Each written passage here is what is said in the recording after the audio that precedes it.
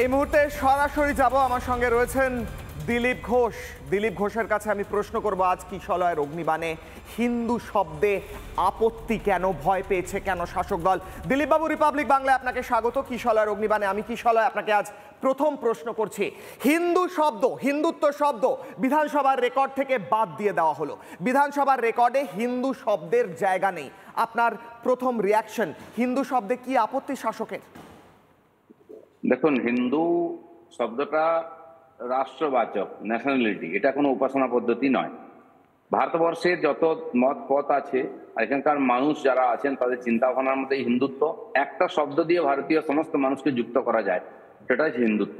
বিভিন্ন মত পথ সম্প্রদায় ভারতবর্ষে আছে, বিভিন্ন ফুলের মধ্যে হিন্দুত্ব হচ্ছে একটা সুতো, যার মাধ্যমে সবাইকে আমরা গেঁথে এক জায়গায় করতে পারি। আর সেটা মহাকুম্ভ প্রয়াগরাজে দেখতে পেয়েছেন, সেই ডুবকি যারা লাগিয়েছেন সব হিন্দু মানসিকতার লোক, হিন্দু রাষ্ট্রীয়তার লোক। তো সেই জন্য এতদিন পুরো দেশকে কেউ ডাকেনি, কেউ জাতি হিসাবে, কে ধর্ম হিসাবে, কে আহির, কে যাদব, কে ব্রাহ্মণ, কে রাজপুত, আলাদা আলাদা নাম। আমাদের এখানেও মতুয়া, আমাদের এখানেও রাজবংশী, সাঁওতাল, ভূমিজ, মুন্ডা নামে তাদেরকে খেপিয়ে, তাদেরকে প্রলুব্ধ করে ভোট নেওয়ার চেষ্টা হয়েছে। কিন্তু এদের সমস্ত জায়গায় সবাইকে এক জায়গায় করে রাষ্ট্র নির্মাণে লাগানোর জন্য প্রয়াস ভারতীয় জনতা পার্টি করছে। আর হিন্দু শব্দের মাধ্যমে সবাইকে এক জায়গায় করার সেটা সুযোগ এসছে এবং সবাই নিজেকে হিন্দু মনে করেন। যারা এর থেকে রাজনৈতিক ভয় পাচ্ছে তারাই হিন্দুত্বের বিরোধিতা করছে, সেই জন্য বিরোধিতা বাড়বে। এতদিন মুসলমানের নামে, সংখ্যালঘুর নামে, যাদবের নামে ভোট চলে, তাতে কোনো আপত্তি হয়নি। কিন্তু সবাইকে যুক্ত করার একটা যে শব্দ এসছে তাদের ভয় পেয়ে যাচ্ছেন, কারণ এদের এই ধরনের যে বিচ্ছিন্নতাবাদী রাজনীতি, সেটা ধ্বংস হয়ে যাবে। তা সেই ভয়টা থেকে হিন্দুত্বের বিরোধিতা, অন্য কোনো কারণ নেই। আপনারা দেখুন, পূর্ণকুম্ভতে বহু নেতা যারা হিন্দুত্বের বিরোধিতা করেন, তারা রাত্রিবেলা গিয়ে চুপচাপ ডুব লাগিয়ে এসছেন, কারণ তাদের মনের মধ্যে হিন্দুত্ব আছে। আর যারা যেতে পারেননি, আমাদের মুখ্যমন্ত্রীর মতো তার এমএলএ এমপিদের পাঠিয়েছেন, তারা গিয়ে পূর্ণকুম্ভের ভূয়সী প্রশংসা করে এসছেন।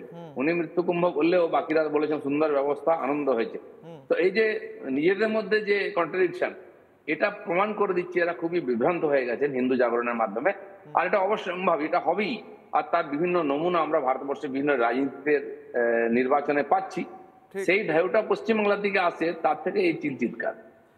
দিলীপ বাবু, আমরা একসময় দেখেছি এই ভারতবর্ষের রাজনীতিতে হিন্দু শব্দটাকে একটা লজ্জাজনক শব্দ হিসেবে ব্যবহার করতো এক পক্ষের রাজনীতিবিদরা। হিন্দু বলা যাবে না, হিন্দু, আমি হিন্দু বললে সেটা মানুষ লজ্জা পেত, এমন একটা জায়গায় পৌঁছে দেওয়া হয়েছিল এই শব্দটাকে। শব্দটা কোনো সংবাদপত্রে ব্যবহার হতো না, সংবাদ মাধ্যমে ব্যবহার হতো না। আমি হিন্দু, আমি গর্বিত হিন্দু, এই কথাটা বলতে মানুষ দ্বিধাবোধ করতেন, এমন জায়গায় পৌঁছে দেওয়া হয়েছিল এক লিবারাল, সেকুলার ইত্যাদি রাজনীতির নামে। আজ মানুষ গর্বের সঙ্গে বলছেন আমি হিন্দু, মানুষ নিজের সেই হিন্দুত্বের পরিচয় দিতে লজ্জা পাচ্ছেন না, সেই জন্য ভয় আপনি বলছেন দিলীপ বাবু?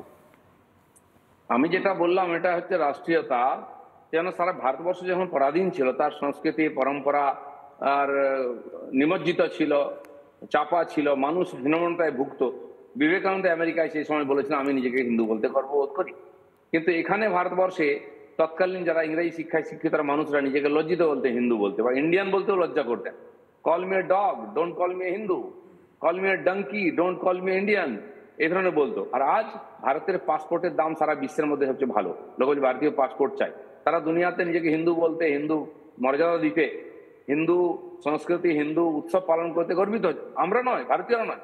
নিউজিল্যান্ডের প্রধানমন্ত্রী কিরম হোলি খেলছেন আপনারা দেখেছেন। ডাউনিং স্ট্রিটে বা হোয়াইট হাউসে আজকে ধুমধাম করে দীপাবলি, দুর্গাপূজা হচ্ছে, ভাইফোঁটা হচ্ছে, আনন্দের ব্যাপার, রাখি বন্ধন হচ্ছে। আর এই যে প্রয়াগরাজে যে কুম্ভ, 70টা দেশের লোকে স্নান করে গেল এসে, তারা কিন্তু সাম্প্রদায়িক হয়নি, তারা সব হিন্দুও নয়। তো এই যে জাগরণ আর হিন্দু বলতে গর্ববোধ, এটাই এই বিচ্ছিন্নতাবাদী শক্তিগুলো যারা আঞ্চলিক রাজনীতি করে, দেশকে বিভাজিত করে রাজনীতি লাভ তোলে, তাদের ভয়ঙ্কর বিপদের কারণ হয়ে উঠেছে। আর এই ভয়টা বাড়বে, আরো বাড়বে, আমরা চাই বাড়ুক। আর এর দ্বারাই ভারতের উত্থান হবে, ভারত এক সূত্রে গঠিত হয়ে মহাশক্তি হয়ে দাঁড়াবে। শুভেন্দুবাবু, এই দিলীপবাবু, এই শব্দের পরিপ্রেক্ষিতে শুভেন্দুবাবু আজ গেলেন বারুইপুরে, প্রতিবাদ হলো, সেখানে শুভেন্দুবাবু বলছেন ওনাকে আটকানো হয়েছে, বিজেপি কর্মীদের আটকানো হয়েছে, এসপি অফিস মার্চের ডাক দিয়েছেন, অভিযানের ডাক দিয়েছেন 27 তারিখ। এর আগে আমি এবং আপনাকে আমি দেখেছি আপনারা একসঙ্গে বলেছেন অনেক কর্মসূচি একসঙ্গে ঘোষিত হবে এবং আপনারা একসঙ্গে কাজও করবেন। দিলীপবাবু, আজ আমার প্রশ্ন কিশলার অগ্নিবাণে, আজকের এই বারুইপুর অভিযান, শুভেন্দুবাবুকে আটকানো, কালো পতাকা দেখানো এবং তার পরিপ্রেক্ষিতে এসপি অফিস মার্চ, এই গোটা বিষয়ে আপনি কি বলবেন? দেখুন, বারবার বিধানসভাতে আমাদের বিরোধী নেতা বা আমাদের বিধায়কদের আটকানো হয়েছে এবং যেটা আপনি বললেন হিন্দু শব্দ বললে সেখান থেকে হিন্দু শব্দকে বাদ দিয়ে দেওয়া হচ্ছে, কত বড় স্পর্ধা। তার বিরুদ্ধে আমরা করবোই, প্রতিবাদ তো করবোই। সেখানে নিজেকে মুসলমান হিসেবে গর্বিত করছে কেউ, আমার জাতি আগে বলছে, তখন দোষ নাই, কারণ তাতে ওদের ভোট বাড়ে। আর আমরা হিন্দুত্বের কথা বললে, জয় শ্রীরাম বললে খুব সমস্যা হয়ে যায়। তো তার প্রতিবাদ তো আমরা করবোই, কারণ সমাজ আমাদেরকে সেই জন্য পাঠিয়েছে ওখানে। আর আমাদের মাননীয় বিধায়করা, মাননীয় নেতা শুভেন্দুদা, তারা যখন বাধা পেয়েছেন ওখানে, কারণ বাধা দিয়েছেন স্পিকার নিজে অনৈতিকভাবে, তাই স্পিকারের বিধানসভা ক্ষেত্রে গিয়ে তাকে আর চেতাবনী দেওয়া হচ্ছে, তাকে রীতিমতো সতর্ক করা হচ্ছে এবং ওখানকার মানুষকে বলা হচ্ছে দেখুন আপনারা কাকে পাঠিয়েছেন যে হিন্দুত্বের বিরোধিতা করছেন, ওখানে আমাদের মুখ চেপে ধরছেন। আর সেখানে যদি আটকানো হয় তাহলে নিঃসন্দেহে আরো বড় আন্দোলন হবে। খালি বিধায়করা থাকবেন না, তার সঙ্গে সাধারণ কর্মীরাও রাস্তায় নেমে প্রতিবাদ করবে। বেশ, দিলীপবাবু, অত্যন্ত গুরুত্বপূর্ণ একটা প্রশ্ন করছি। গোটা রাজ্যের মানুষ জানতে চাইছেন এই মুহূর্তে, এবং যারা হিন্দু ঐক্যের নামে এক হচ্ছেন, সেই ভোট ব্যাংক, সেই আজকে তো হিন্দু ভোট ব্যাংকও একটা শব্দ, কারণ এর আগে শুধুমাত্র সংখ্যালঘুদেরই ভোট ব্যাংক হিসেবে ধরা হতো, হিন্দুরাও আজ ঐক্যবদ্ধ হচ্ছেন। দিলীপ ঘোষ, বারবার কথা উঠছে, মানুষ বলছেন যে নতুন রোল, নতুন ইনিংস। আপনি নতুন ইনিংসেরও কথা বলেছেন এর আগে দিলীপবাবু, এই নতুন ইনিংসটা কি? আবার রাজ্য সভাপতি না কি হতে পারে? একটা যদি আমাদের আভাস দেন দিলীপবাবু, অত্যন্ত গুরুত্বপূর্ণ প্রশ্ন। দেখুন, আমরা যারা ভারতীয় জনতা পার্টির পতাকার তলায় কাজ করি তারা ডিসিপ্লিন এবং ওই সিস্টেম মেনে, সংবিধান মেনে কাজ করি। একমাত্র ভারতীয় জনতা পার্টি যার সাংবিধানিক ভাবে পার্টি পরিচালিত হয়, যে কোনো মানুষ যে কোনো পদে পৌঁছতে পারেন। চাওয়ালার বাড়ি প্রধানমন্ত্রী ছেলে প্রধানমন্ত্রী হতে পারেন, আর একজন সাধারণ বাড়ির ছেলে আজকে হোম মিনিস্টার হচ্ছেন। দেশের কোণে কোণে বিজেপিকে পৌঁছে দিয়েছেন অমিত শাহ। আমাদের রাজ্যে আমার মতো চাষার ছেলে রাজ্যের সভাপতি হয়ে এমএলএ এমপি হয়েছে। তো এইটা বিজেপিতে সম্ভব, তাই আমাদের আমরা সাংগঠনিকভাবে কাজ করছি।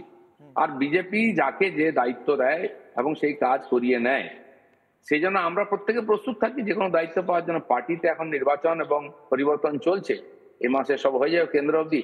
তো আমরা সবাই কর্মীরা আছি, কাজের জন্য প্রস্তুত। যাকে যে পার্টি দায়িত্ব দেবে সবাই মিলে আমরা কাজ করব। তার নতুন দায়িত্ব অনেকেরই হবে, কারণ পরিবর্তন হয়, বিজেপির মধ্যেই পরিবর্তন হয়।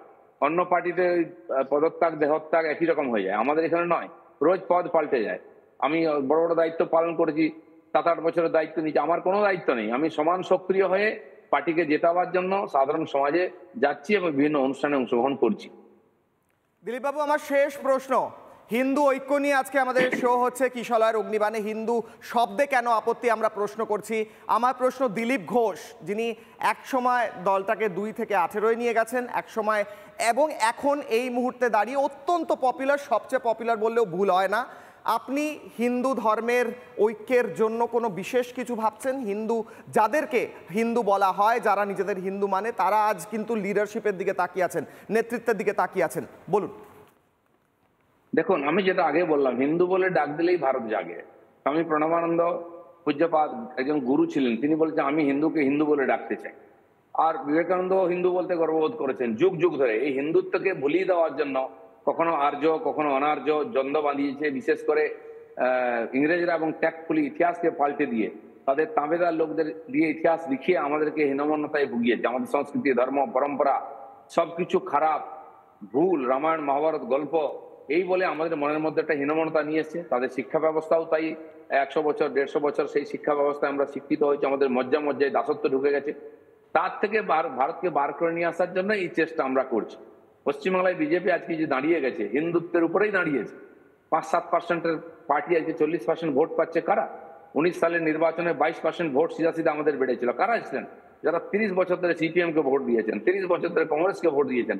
সেই সমস্ত মানুষরা হিন্দুত্বের টানে এবং পশ্চিম বাংলাদেশ হয়ে যাচ্ছে বলে নিজের অস্তিত্ব রক্ষা, ধর্ম রক্ষার জন্য বিজেপি ছাতার তলায় এসে বিজেপিকে শক্তিশালী করেছেন। আর আগামী দিনে সেই ইস্যুই আমরা তুলে ধরবো। হিন্দুত্বেই বিপন্ন ভারতবর্ষে, তাই ভারতবর্ষ, পশ্চিমবাংলায় এবং পশ্চিমবাংলার সংস্কৃতি পরম্পরা যা বলুন সব হিন্দুত্বের সঙ্গেই আছে। জাতীয়তা আন্দোলন তাকে বেশ করে উঠেছিল, যারা বিরোধিতা করেছিলেন তারা চলে গেছেন। আগামীতে হিন্দুত্ব জিতবে, হিন্দুত্বের সঙ্গে যারা থাকে তারাই জিতবে, হিন্দুত্বই ভারতবর্ষের ভবিষ্যৎ। অনেক ধন্যবাদ দিলীপ ঘোষ। দিলীপ বাবু অনেক ধন্যবাদ কিশলয়ের অগ্নিবাণে যোগ। নানা ধরনের কন্টেন্ট দেখার জন্য লাইক করুন, শেয়ার করুন আমাদের ফেসবুক পেজ, সাবস্ক্রাইব করুন আমাদের ইউটিউব চ্যানেল। পাশাপাশি অন্যান্য ব্রেকিং নিউজের জন্য অবশ্যই চোখ রাখুন রিপাবলিক বাংলায়।